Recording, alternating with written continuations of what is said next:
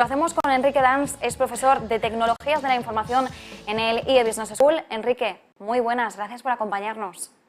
¿Qué tal, Marta? ¿Cómo estás? Muy buenas, encantado. Bueno, Enrique, no hace tanto recuerdo que en este programa hablamos muy tímidamente de BeReal, presentándola como una aplicación que se mostraba así, tal cual, sin filtros, porque al final el funcionamiento es bastante sencillo, solo te permite publicar una foto al día y además tú no eliges el momento. Es la propia aplicación la que te envía una notificación diciéndote, ahora sí, ahora puedes postear, pero además tienes un tiempo límite y tienes que mostrar lo que estés haciendo en ese momento. No puedes añadir filtros, no puedes adornarlo de ninguna forma. Es una aplicación con la que lo que se pretende es que sus usuarios muestren la realidad tal y como es, algo que va muy en contra, por ejemplo, de una aplicación como es Instagram o también TikTok, que ofrecen numerosos filtros para camuflar la realidad, para embellecerla, y este es el éxito, entendemos, ¿no?, tras BeReal.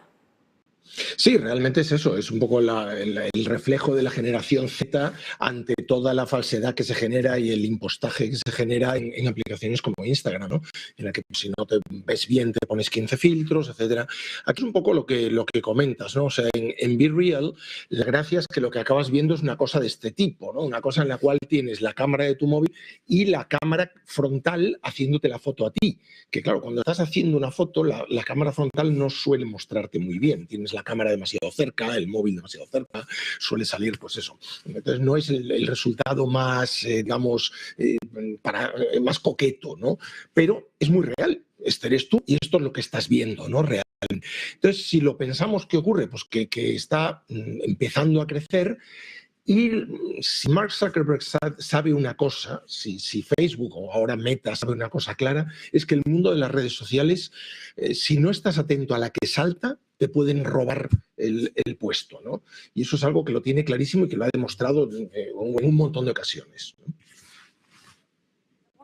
Como bien indicas, Enrique, en muchísimas ocasiones Mark Zuckerberg está al quite, ¿no?, de lo que ocurre en las redes sociales. Lo vimos en su día cuando Snapchat popularizó pues esos vídeos efímeros de 15 segundos que luego se transformaron en Instagram en las conocidas Stories. Recordemos que Instagram en sus inicios era una aplicación en la que sobre todo encontrábamos artistas, fotógrafos que compartían en post estáticos sus fotografías, que además tenían un encuadre totalmente cuadrado, no había posibilidad de elegir otro tamaño y por supuesto eran posts que se quedaban allí, que eran fijos. Cuando Instagram pues copió directamente esta estrategia de Snapchat y la implantó en sus stories, realmente el subidón fue máximo, porque ahí vimos que personas que a lo mejor no querían postear y tener un feed más desorganizado, que simplemente querían estar reflejando la actualidad, tenían una forma de hacerlo con un contenido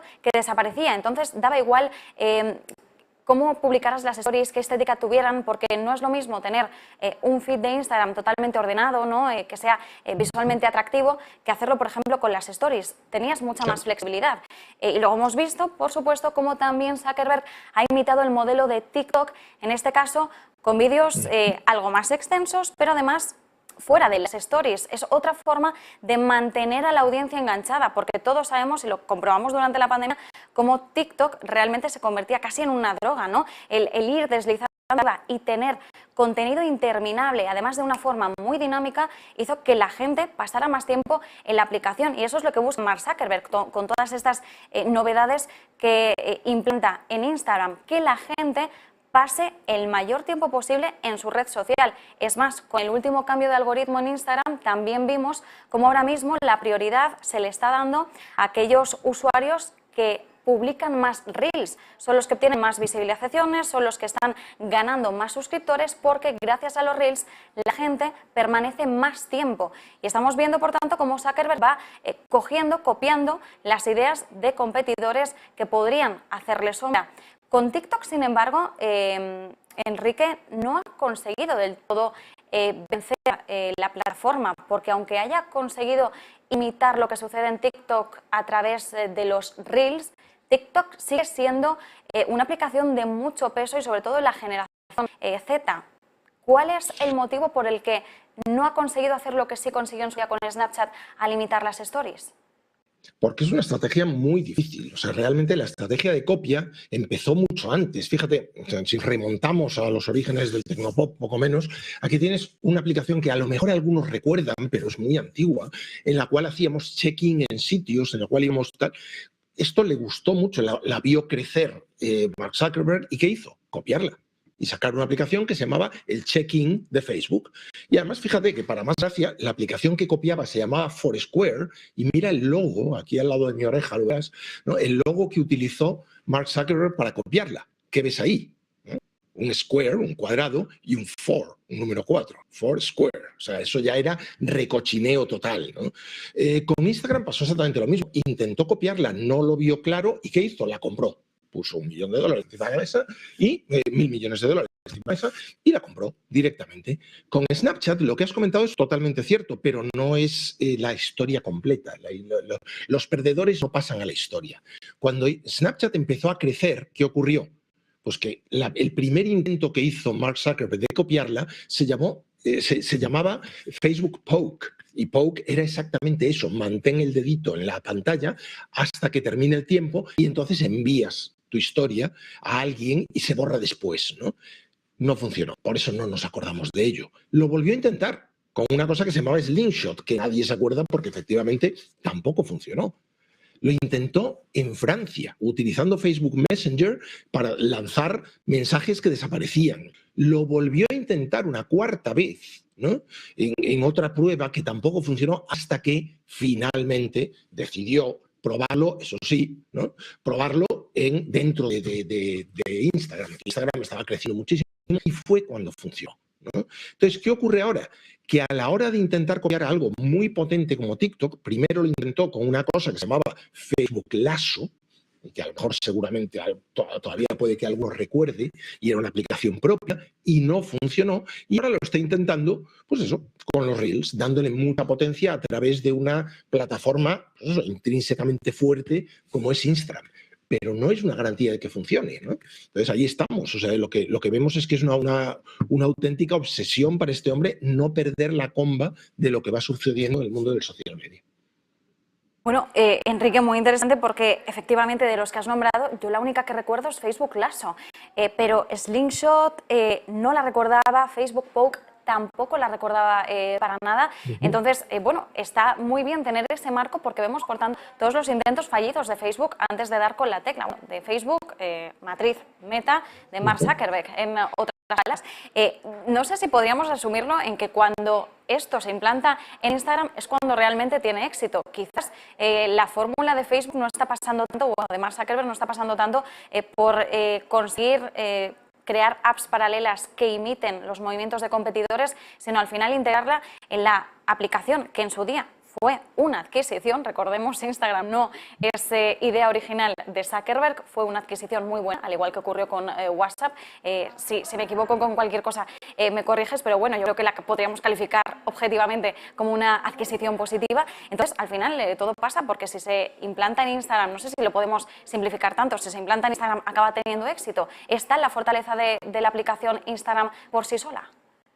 No está claro y sobre todo si es una estrategia que tiene un límite. Tú puedes integrar más cosas en Instagram, pero llega un momento en que Instagram parece un cajón desastre y que tú entras en Instagram y dices, ¿y qué pongo? Una foto, una story, un reel, entre una story y un reel, ¿dónde está el punto? ¿No? O sea, llegas a crear confusión dentro de tu propia aplicación. Pero hay un problema mayor. El problema se llama autoridad antimonopolio. O sea, está muy bien que las empresas estén al quite de lo que sale, ¿no? Y intenten copiarlo, imitarlo o comprarlo, salvo que tengas un poder como el que tiene hoy en día Meta, ¿no? O sea, hoy en día Meta es un auténtico monopolio que tiene pues, el poder de hacer cualquier cosa dentro del mundo de las redes sociales, ¿no? Entonces, ¿este hombre qué le pasa? Pues este hombre lo que le pasa es que ahora cada vez más, ¿no? La Federal Trade Commission ya no le deja comprar. No le deja hacer adquisiciones, porque no puedes permitir que una empresa que tiene todo el poder siga comprando tranquilamente. Y es más, la propia FTC opina que no puede andar por el mundo copiándolo todo, porque es un poder omnímodo el que aprovechas para apalancar y para convertirte en monopolio, ¿no? Entonces, cada vez más tiene una limitación más fuerte la capacidad de Meta y de Mark Zuckerberg para hacer algo así. Y Enrique, por tanto, ¿hasta qué punto veríamos esos límites implantados en Meta? ¿Hasta qué punto Mark Zuckerberg podría quedarse atado de pies y manos a la hora de intentar rivalizar, al menos con esta estrategia, contra otras rivales pues más pequeñas, como sería el caso de BeReal? Podríamos ver, por ejemplo, algo tipo, bueno, pues Goliath, ¿no? Por David y Goliath, por así citarlo, siendo BeReal el jugador pequeño que en cierta forma era en un mercado, como decíamos, del postureo, de los filtros. Parece que quiere ser la antirred social, siendo en sí misma una red social. ¿Esto podría de alguna forma intentar mover la hegemonía de la dinámica que se está moviendo en las redes sociales? Esto podría intentarlo en el sentido en que en el mundo de las redes sociales es lo que pega. De repente si de repente una generación sintoniza con un modelo, que en el caso de BeReal está muy bien como lo pintas, pero no es completamente cierto. O sea, en BeReal puedes hacer el BeReal cuando te llega, ¿no? Cuando te llega la notificación, pero lo puedes hacer un poco más tarde y enviar un late BeReal, con lo cual dices, pues hombre, ahora no con estos pelos, pero dentro de un rato ya me pongo aquí y tal, me pongo allá y me queda mucho más mono, ¿no? Porque tengo un paisaje más bonito, porque me he peinado, etcétera, etcétera, ¿no? O sea, no es del todo completamente genuino, pero parece que hay toda una generación que está sintonizando un poco con esa idea ¿no? del realismo, del menor postureo, ¿no? ¿Qué le va a ocurrir a Mark pues, o a Meta en general? Pues que sus intentos de copiar o comprar como forma de solucionar todos sus problemas se van a ver cada vez más severamente limitados. Pero como se van a ver también otros intentos pues, por parte de compañías como Google, pues, como Apple o como cualquiera de las que se llaman las Big Tech. Estamos opinando cada vez más que no se puede permitir que unas pocas empresas monopolicen toda una actividad y por lo tanto pues estamos empezando a poner cada vez más controles. La competencia no es mala, pero la competencia, digamos, en modo elefante en cacharrería y ahogando la innovación porque lo puedes copiar todo, es mucho más peligrosa. También, Enrique, y corrígeme si, bueno, con total libertad, dime si tú lo ves de la misma forma. A veces me da la sensación de que el entorno de las redes sociales puede llegar a asemejarse a lo que está ocurriendo en el mercado del streaming. Tenemos a Netflix como la clara líder. Cuando muchos decidimos suscribirnos a Netflix, pues de repente sale otra y decimos, uy, es que HBO tiene un contenido que a mí me interesa mucho, Juego de Tronos, por citar una de sus series. Venga, también me suscribo a HBO, pero es que ahora sale Disney Plus en plena pandemia y es que me interesa mucho porque va a tener un contenido que me va a gustar. Claro, y al final aquí sí que hablamos más de rascarse el bolsillo, porque en el caso de las redes sociales, pues bueno, los datos son con nuestro método de pago, ¿no? Nuestros propios datos, nuestra propia información, porque al final una red social como es Instagram, como es Facebook, nos sale gratis la descarga, pero claro, al final ni podemos estar en todas o suscritos en todas las plataformas de streaming porque no damos abasto, ni tampoco queremos estar en todas las redes sociales porque al final te pierdes y porque eliges la que más encuadra, ¿no?, con tu situación. Entonces, ¿cómo crees que podría evolucionar el mercado de las redes sociales para no saturarse o no llegar a una burbuja, ¿no? ¿Cuál es el entorno que se podría dibujar de ahora en adelante? Todo depende de la adopción. O sea, la tasa de adopción de novedades, de innovaciones, ¿no? O sea, si BeReal de repente se convierte en algo muy fuerte, no solo será muy imitada, sino que además irá adquiriendo cada vez más potencia, irá creando sucesivas innovaciones para ir mejorando como producto y perder el simplismo inicial para ir complicándose. A veces se llega a situaciones ridículas. Llegó un momento en el que el formato de las stories se hizo tan preponderante que tú tenías stories, seguro que lo recuerdas, en Twitter, en LinkedIn, te dices en LinkedIn, ¿pero esto qué es? ¿No? En Facebook, en Instagram, en todas partes, ¿no? Entonces, ¿qué hacía mucha gente? Muchos creadores, pues hacían una story y la subían a todas partes, que era absolutamente absurdo, no tiene ningún sentido, ¿no? En el caso del streaming, que efectivamente es un muy buen ejemplo, ocurre algo muy parecido. O sea, una vez que se comprueba que la fórmula de Netflix funciona, Netflix como pionero aquí, se mete un montón de gente a copiarla y llega un momento en que matas a la gallina de los huevos de oro. Porque, como bien dices, no podemos estar suscritos a todo. Y entonces, ¿qué empieza a hacer la gente? Pues se suscribe a una, que es la que más le da, y en los otros pues va utilizando el mes de prueba, se enchufa y se desenchufa, etcétera, etcétera, o el riesgo que algunos ven que en algún momento empecemos a volver a coquetear con las descargas irregulares. Imagínate, después de que la industria ha conseguido sobreponerse a las cargas, al torrent y todas estas cosas, que volviésemos a ello, ¿no? O sea, imagina lo que significaría en términos de pérdidas y de problemas legales de todo tipo, ¿no? Entonces es un problema que surge sobre todo porque en el mundo tecnológico el poder de las patentes es prácticamente nulo. Tú no puedes patentar un modelo de negocio tecnológico porque hay 1000 formas de copiarlas. Tú no puedes patentar el software porque el software hay 1000 maneras de hacerlo, ¿no? Entonces, lo que en otras industrias protegerías con una patente, aquí en este entorno no puedes. Y eso hace que se innove cada vez más rápido y que se copie también muy rápido. Muy interesante y muchísimas gracias, como siempre, Enrique Dans, por ofrecernos esta visión de la tecnología, en este caso, y de cómo se está moviendo el entorno de las redes sociales, que bueno, dedicamos poquito tiempo, siempre nos centramos más quizás en el grupo empresarial Meta, de por sí no hablamos tanto de estos entresijos, pero es siempre de mucha ayuda y muy interesante. Muchísimas gracias y, por supuesto, también seguimos leyendo tus artículos en tu blog. Gracias a ti, que además es un gusto hablarlo contigo, que sabes un montón de estos temas. O sea, que encantado. Y nosotros pasamos